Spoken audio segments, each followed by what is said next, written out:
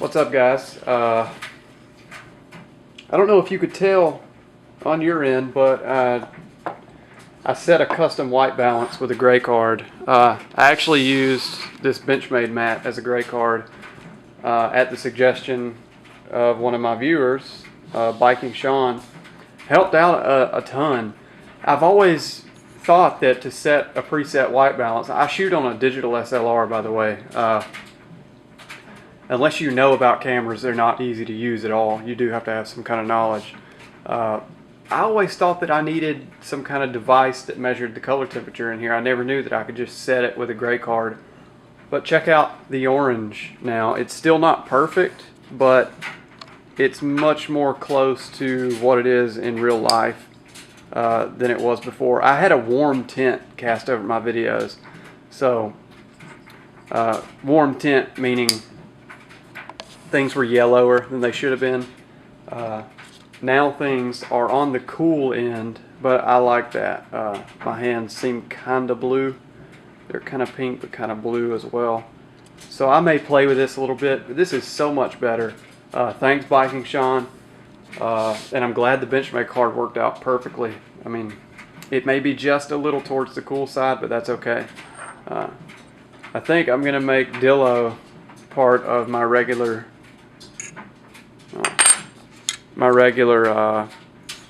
lineup here. I'm going to include him in probably all my videos now.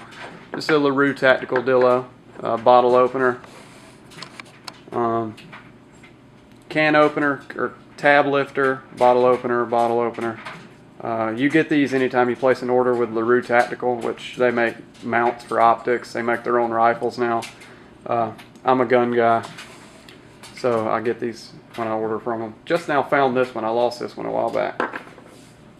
Alright, now 3 minutes into the video, 2 minutes in, let's start talking about what the video is about. A lot of people are familiar with this knife, the ZT-0560, and its brother, the 561, which is literally the exact same knife, but with a Coyote Brown scale.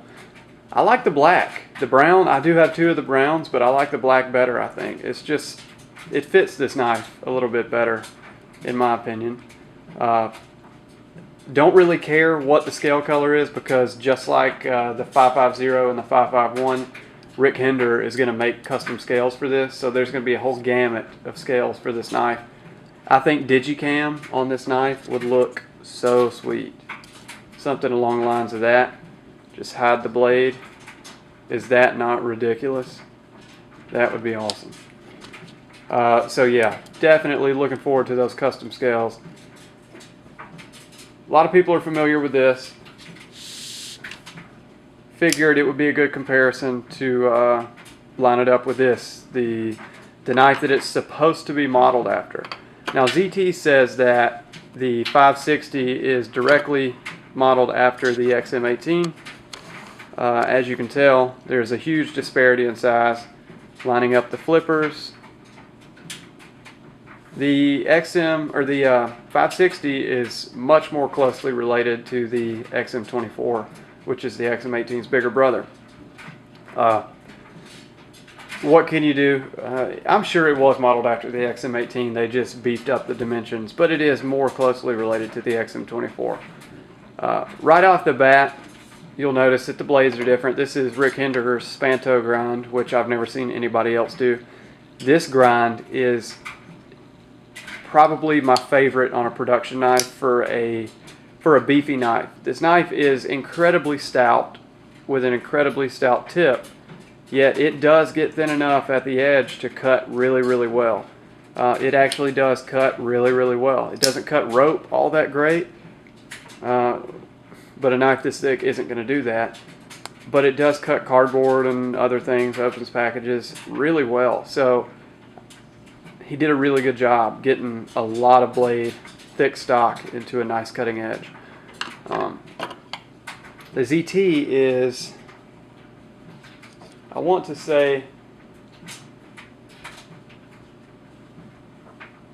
it's flat ground. It's just a flat ground blade. I do not think this is hollow ground at all. Yeah, I'm sticking with that. It's flat ground. Blade's a lot bigger. If you took a piece of string and ran it from tip to heel, this has the exact same amount of cutting edge as a Spyderco Military.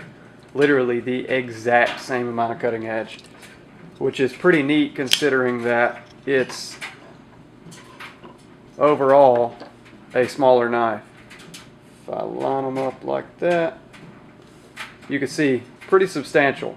Military is substantially bigger than the 560, yet you have the exact same amount of cutting edge in this knife. So that's cool. I like that. I like knives that cram a lot of cutting edge into a small place. Kind of similar to the DPX Hest folder. This is the 2.0 and the Spyderco Paramilitary 2. This has the exact same amount of cutting edge as a Para 2, yet it is an overall smaller knife. So I like knives like that.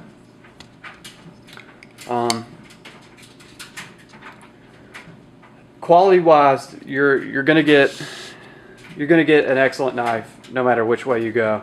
The XM-18, there's no denying, it's a superbly well built knife. There's no other way to put it. It's that well built. It is CRK quality as far as fit and finish and build quality goes. There is absolutely zero blade play in any direction. Normally I can muscle some play side to side or vertical. I can't get any movement, not even any flex out of this knife. It is that solid. And even then, the blade just falls free like that and flips open smooth as glass. It does have nylon or Teflon washers, so the knife is just incredibly smooth. For a knife like this, it's a big brute. You would think it's going to be, you know, tough and stout, but it feels like it's on bearings, honestly. And that's kind of a segue into which one is smoother. I honestly don't know. This one drops free a lot easier than the XM-18, but overall smoothness, as in the feeling in your finger when you open it, they're really on par. The bearings make this flip better. There's no doubt about it. The 560 does flip better. And that's in part due to the bearings and the detent. But I don't know if there's any difference in smoothness. They are both just glassy. It's the only way to describe it. They're just glassy. G10 is kind of similar. You have 3D machining on this. This is 2D machining. No, it's 3D machining. 2D machining. What the hell? Grippier. Much grippier. Less grippy, but still got a good bit of grip. The jimping is definitely harder cut on the 560. On the XM-18, you can see that it's nice and rounded and smooth. On the 560, it's very rough, very jagged. Thomas W., which works for Kershaw, or who works for Kershaw, did confirm that they're going to soften up the jimping on the future runs of this knife. So if you didn't like that, it will be remedied in the future. This has really comfortable jimping, but it's still very grippy. Extremely grippy, actually. Very, very grippy. Blade stock is very similar. As you can see, they look almost identical, actually. So you're going to get a nice thick blade with either.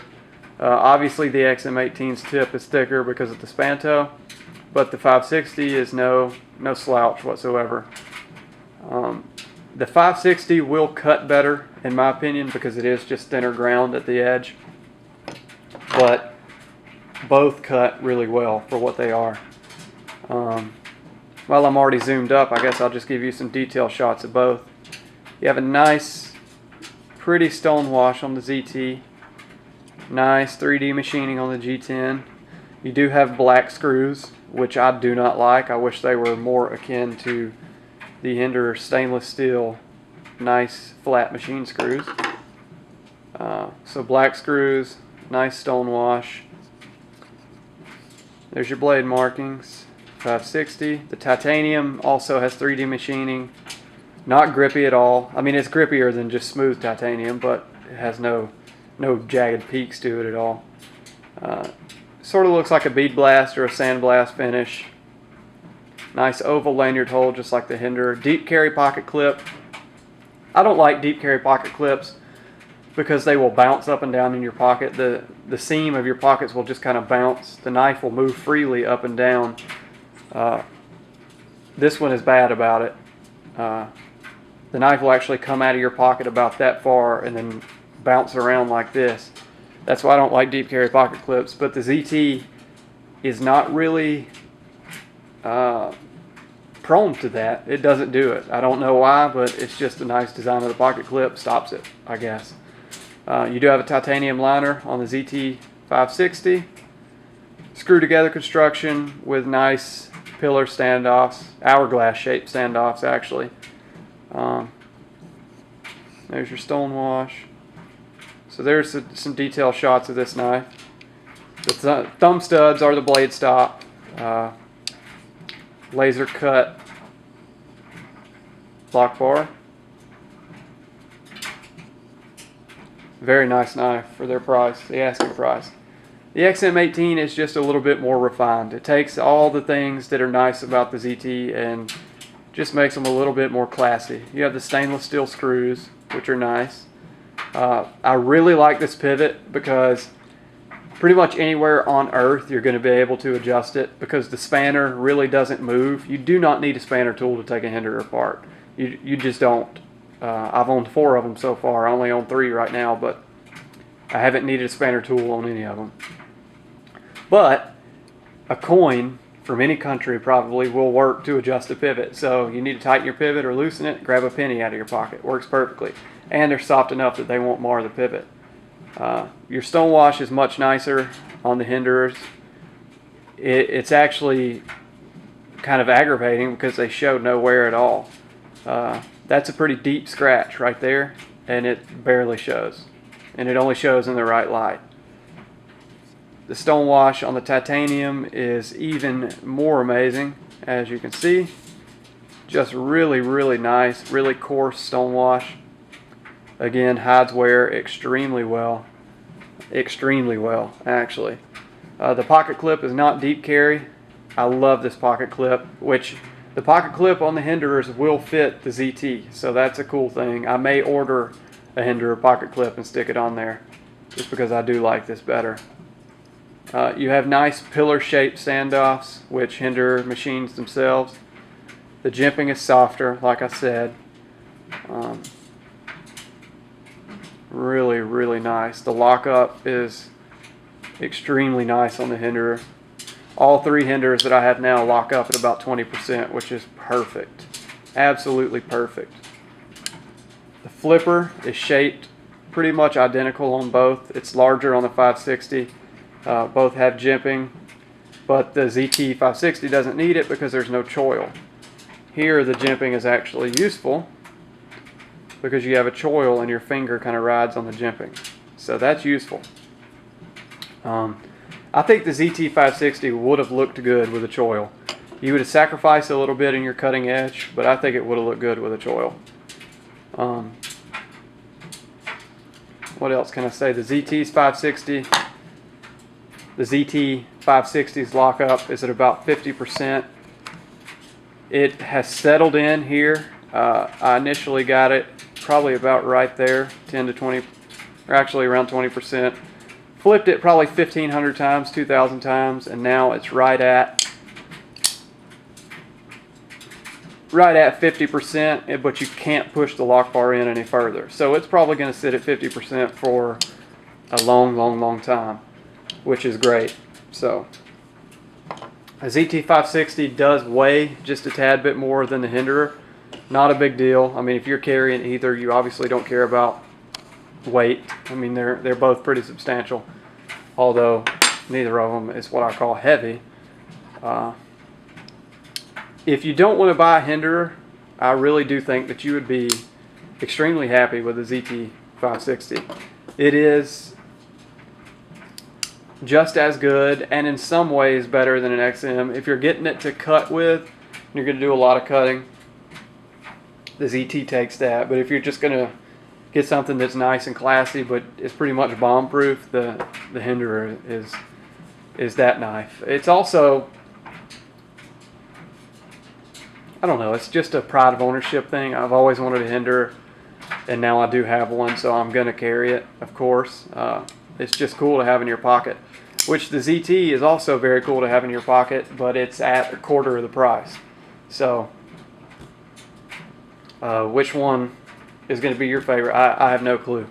Either one is an excellent knife, in my opinion, and I carry both. I actually carried this in my right pocket and this in my left pocket one day, just for kicks. For the $260 price tag, I will go ahead and say that it's probably one of the best knives you can buy in that price range, if not the best. There are a lot of offerings in that price range now, $260 and under, but as far as features and quality and materials go, you can't beat this knife. Speaking of materials, L-Max blade. This is Duratec 20CV, which is equivalent to M390. This will hold an edge longer than this, no doubt about it. The L-Max is no slouch, just a tad bit better than S30V in my experience. But it is a super tough steel, so if you're going to be doing a lot of hard cutting, you want something like L-Max. Overall, I say get both if you can. But if you never want to buy a Hinderer, don't want to buy a Hinderer, don't have the access to a Hinderer, don't have the funds for a Hinderer, the ZT560 is just close enough to it to probably make you feel like you're carrying a Hinderer. Honestly, it's that good. I'm not sure somebody that isn't trained, somebody that isn't accustomed to the knife world would probably think these are identical. They might even think this is a little bit better in terms of quality, just because you have to really know knives to appreciate all the things that make a Hinderer special, kind of like a CRK. This to the average Joe will probably be the, I don't know, the more appealing knife, because it does have the bearing system and stuff like that. It's bigger, it looks cool, which I think this looks cool too, but I don't know. They're pretty close, honestly. The disparity in materials and quality isn't that high.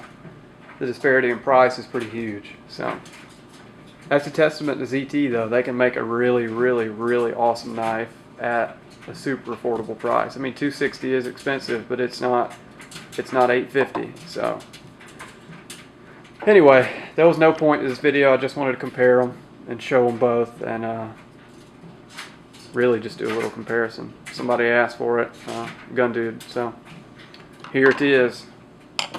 Maybe you gathered something from it. Anyway, thanks for watching, guys, and I'll see you next time.